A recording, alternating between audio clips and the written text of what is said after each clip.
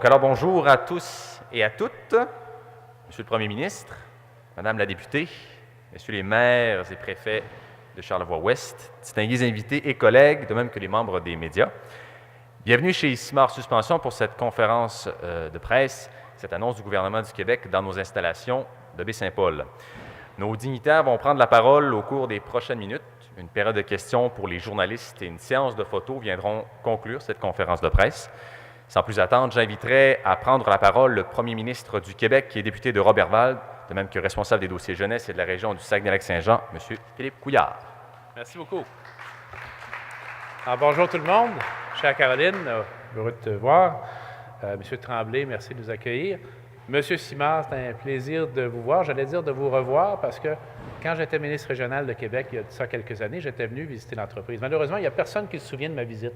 Mais moi, je m'en souviens. Parce que vous m'aviez expliqué à l'époque, ou vous ou vos collègues m'aviez expliqué ça.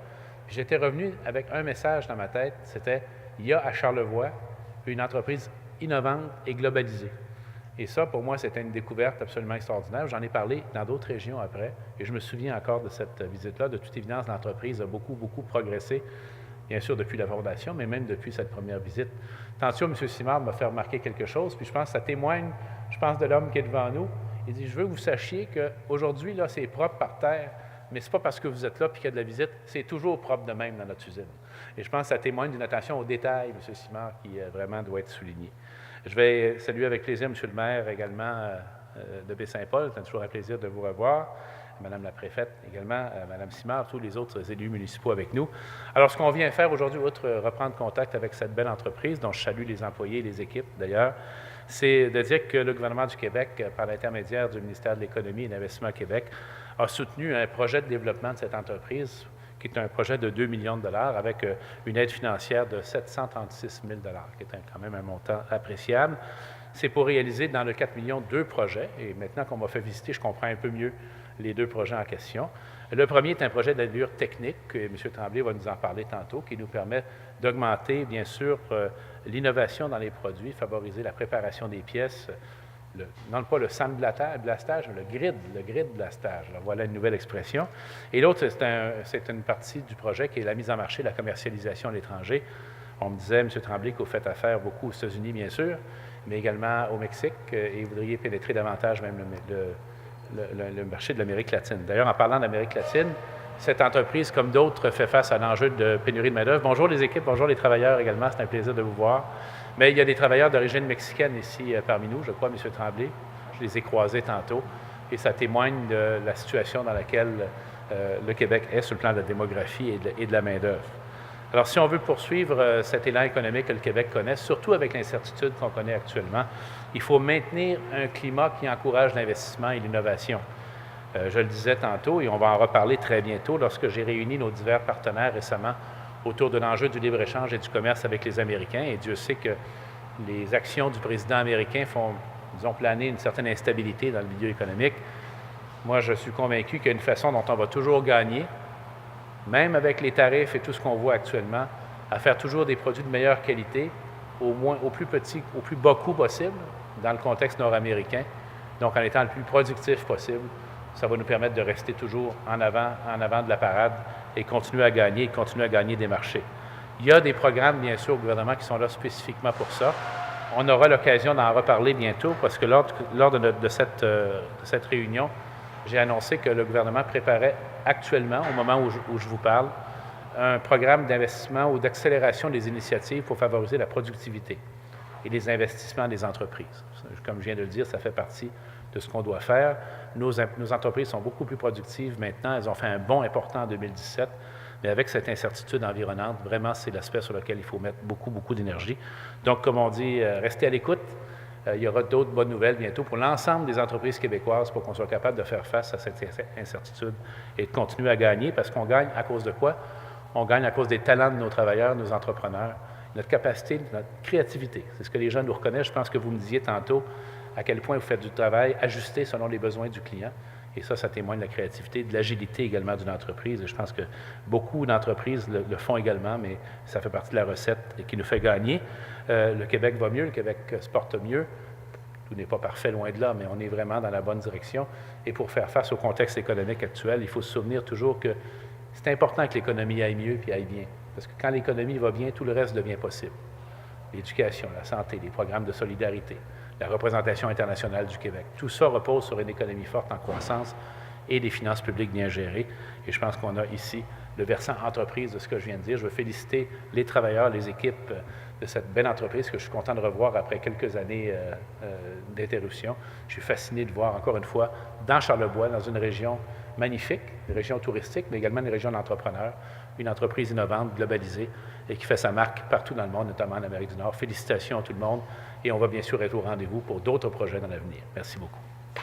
Merci, M. Couillard. Merci de votre passage dans le cadre de votre tournée estivale des régions. J'inviterai maintenant à nous adresser quelques mots la députée de Charlevoix-Côte-de-Beaupré et adjointe parlementaire de la ministre du Tourisme, Mme Caroline Simard. Alors, bonjour à toutes et à tous. Permettez-moi dans un premier temps de souligner la présence, évidemment, de mon collègue et Premier ministre du Québec, M. Philippe Couillard. Merci d'être dans notre région aujourd'hui, c'est fort apprécié. M. Simard, fondateur, M. Tremblay, PDG, M. le maire, merci de nous accueillir chez vous, et Mme Claudette Simard, chers élus, donc amis ici présents également, j'ai vu plusieurs personnes. Je vous prie de vous saluer, considérer en votre nom et fonction. Je ne voudrais certainement pas oublier l'une des personnes parmi vous, puisque vous êtes tout important de par votre fonction également et par votre implication dans notre milieu. Je vais me permettre des salutations pour les employés de Simard Suspension, donc qui sont nombreux donc parmi nous aujourd'hui, une entreprise dont on est extrêmement fiers.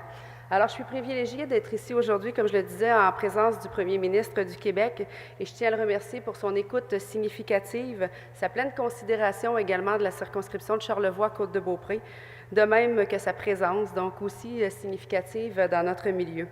Nous le savons, les petites et moyennes entreprises sont au cœur de l'économie québécoise et plus que jamais, la vitalité des régions passe par les entreprises qui s'engagent dans des projets d'investissement.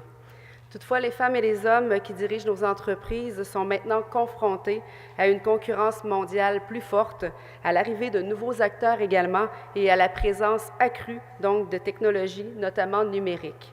Afin de tirer profit de ces nombreux changements, ces entrepreneurs doivent sans cesse innover et être à la recherche de nouveaux marchés.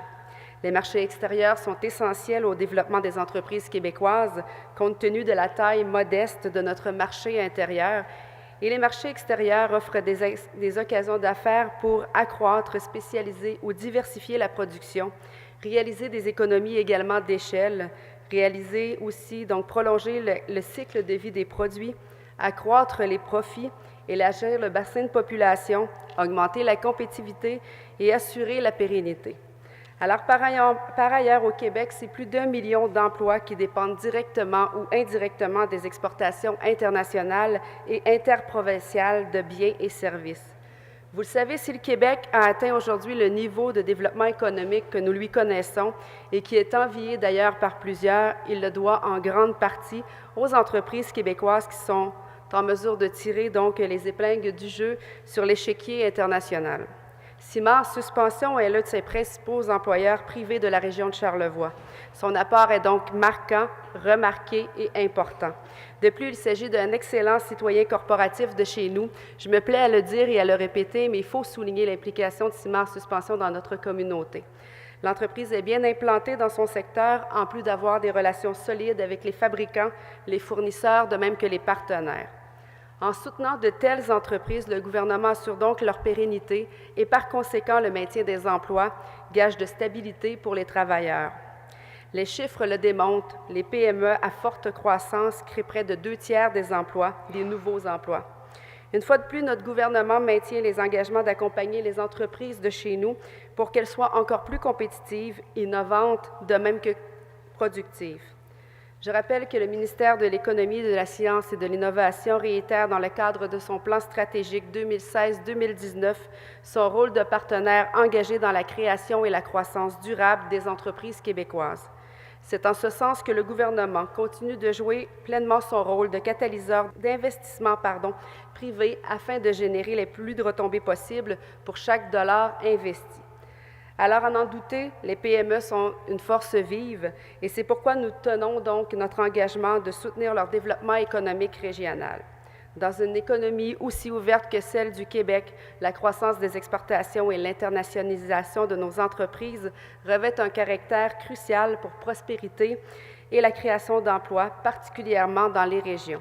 Alors, cette prospérité repose entre autres sur notre capacité à innover et à exporter des produits et notre expertise à travers le monde.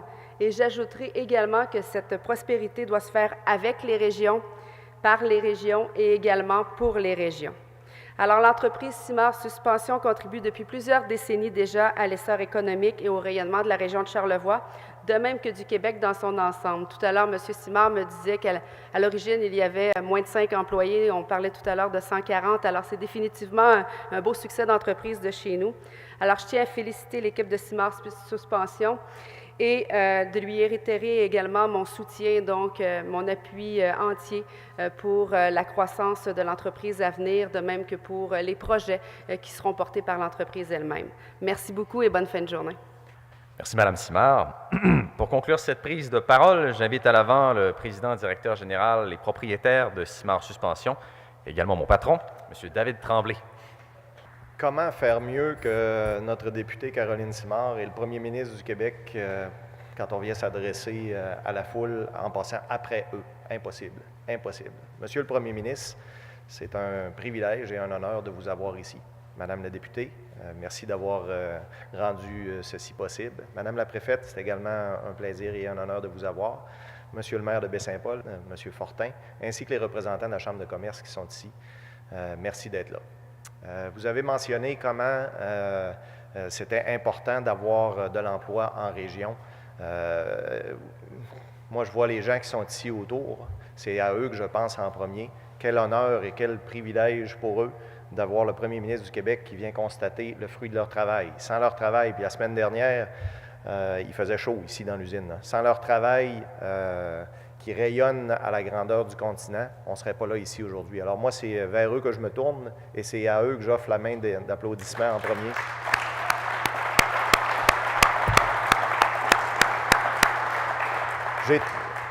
J'ai la chance de pouvoir compter sur une équipe fantastique, une équipe qu'on voudrait voir grandir. Malheureusement, il y a une réalité démographique qu'on doit respecter. On essaie de faire venir des travailleurs étrangers, mais on a beaucoup de succès présentement, puis on fait bien attention de ne pas se péter les bretelles avec ça. On continue d'investir en productivité, en innovation. Vous avez visité notre équipe technique. On ne cesse pas le développement de produits. Au contraire, on continue parce qu'on veut être là pour nombreuses années. C'est pour ça qu'on investit aussi dans l'amélioration des technologies qu'on utilise. On investit sur les équipements. On investit sur le matériel informatique. On vient de faire l'acquisition de 2 machines à commande numérique, une pour faire de la découpe d'acier, également un tour à commande numérique pour machiner les composantes. On n'arrêtera pas d'investir parce que de l'emploi en région, nous, on ne fait pas juste y croire, on en vit. On en vit, on a la chance de demeurer dans une région fantastique qu'on adore, puis on veut pouvoir offrir cette chance-là au maximum de gens possible. Alors, moi, quand je vois mon équipe qui est ici aujourd'hui, qui reçoit la visite du premier ministre, chapeau, je suis bien heureux et très fier de votre visite. Je suis très fier aussi et très privilégié de pouvoir compter sur le support d'Investissement Québec et du MESI également, le ministère de l'Économie, de la Science et de l'Innovation. Isabelle qui est là, Jean-François, Pierre également. Donc, c'est un support omniprésent depuis 2003 qu'on a commencé à travailler ensemble. Chaque fois qu'on a un dossier, on a de l'écoute et c'est de tout ça qu'on a besoin. On vit une période d'incertitude quasi dramatique. On est à un tweet près de la Troisième Guerre mondiale à chaque matin quand on se réveille. Alors, pour une entreprise, c'est pas toujours évident de prendre les meilleures décisions dans des circonstances comme ça, là. On essaie bien de prédire l'avenir, mais même les économistes de la Banque du Canada, ils n'y arrivent pas. Alors, il ne faut pas prétendre être plus compétent qu'eux. Alors, ce qu'on a besoin dans ces circonstances-là, c'est de l'écoute des gens du gouvernement, de l'écoute de l'équipe de fonctionnaires qui est là, pour pouvoir venir supporter l'entreprise quand elle en a besoin. C'est arrivé lors de la crise de 2008-2009. On a levé la main, on avait besoin d'une bouée de sauvetage. Emploi Québec est arrivé. Aujourd'hui, c'est un contexte différent. On a un achalandage comme on n'a jamais vu. L'industrie bouillonne. On en est très fiers, ça va très bien.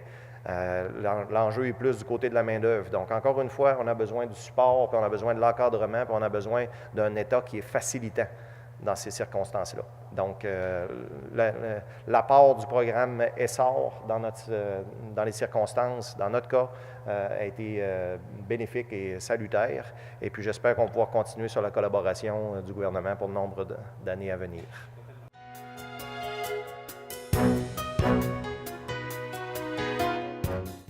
Tout d'abord, on a eu notre agrandissement qui nous a permis l'ajout de la chambre à gré de glace. C'est derrière l'usine ici. Ce qui est moins apparent, on a notre logiciel ERP, donc le développement d'un logiciel qui nous permet d'avoir une plus grande fluidité dans les opérations. Puis il y a aussi l'ajout d'équipements techniques de production comme le tour et la table à découper au plasma dont j'ai fait allusion. J'ai manqué aussi de mentionner le développement de notre produit Dramis, donc via le programme PEX de support à l'exportation.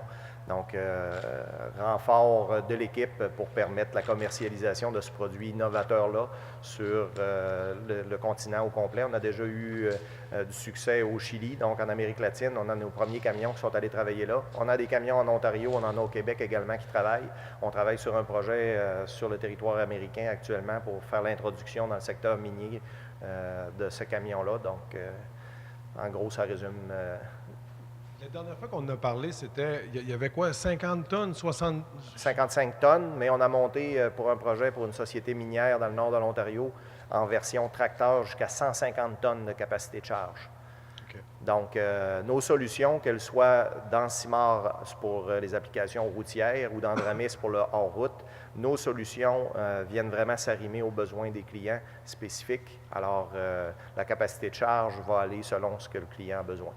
Et ce produit-là, aujourd'hui, est rendu où vous vouliez qu'il soit? Oui, bien, où on veut qu'il soit. Ouais. Il y a toujours une question de contexte, mais en termes de qualité des installations, en termes de performance du produit, oui, tout à fait. Okay. Monsieur Couillard, quand vous avez mandaté le ministre des Finances pour vous trouver des solutions pour rendre les entreprises plus productives et compétitives, est-ce que ce sont des solutions comme celle-là, c'est-à-dire des prêts, ou vous voulez aller plus loin que ça? On aura l'occasion de donner beaucoup de détails le plus rapidement possible. Au moment même où je vous parle, le plan est en train d'être complété. Vous allez voir que ça va être un plan qui a les caractéristiques suivantes. Il va être robuste, important, et il va être fait de telle façon à donner des résultats rapides. Ce qu'on veut, c'est déclencher des décisions d'investissement des entrepreneurs plus rapidement que d'habitude, même compte tenu du contexte, et favoriser l'innovation et la productivité. Même si M. Trump continue à nous faire toutes sortes de surprises de jour en jour, on va gagner si on reste encore plus productif, plus innovant, puis qu'on fait des produits d'excellente qualité avec les travailleurs comme on a ici. Il peut faire tout ce qu'il veut, on va continuer à gagner quand même. Alors, c'est important. Les mesures que vous allez annoncer vont, j'imagine, avoir besoin de sommes. Oui. Le budget a déjà été fait. Est-ce que ce sont des sommes qui étaient à l'intérieur du dernier budget? C'est toutes des sommes, vous allez voir, qui sont dans le cadre financier. Électoral? Non. Non? Du budget. Le budget. Oui. Bonjour, M. Couillard. Bonjour. Camzo, prise 2. Oui. Donc, c'est confirmé, c'est annoncé. Est-ce que ça vous fait un pincement au cœur de voir ce siège social partir du Québec? Bien, chaque fois qu'il y a une entreprise québécoise qui fait l'objet d'une acquisition, oui. Mais il faut voir deux choses. D'abord, le nombre d'entreprises québécoises qui font le chemin inverse. Ça me rend très fier quand je vois des entreprises du Québec comme Couche-Tard, comme Saputo, comme CGI faire des acquisitions à l'étranger, ce qu'ils font régulièrement, en plus grand nombre que le contraire. Mais également voir le résultat pour l'économie du Québec de la transaction. Ce que j'aime de cette transaction, même si en passant le gouvernement n'y participe pas parce que ce sont deux entreprises privées, il faut le répéter, là, c'est le fait qu'on amène au Québec un centre de décision, un centre opérationnel et de développement de nouveaux produits, de nouvelles technologies. C'est ça la valeur ajoutée à l'économie qui est donnée et pour ça, c'est très, très valable pour le Québec. Mais les entreprises que vous avez mentionnées, ce ne sont pas des entreprises manufacturières, comme ici, par exemple. Ce sont des entreprises productrices avec des bons, pas des gros, mais des bons salaires.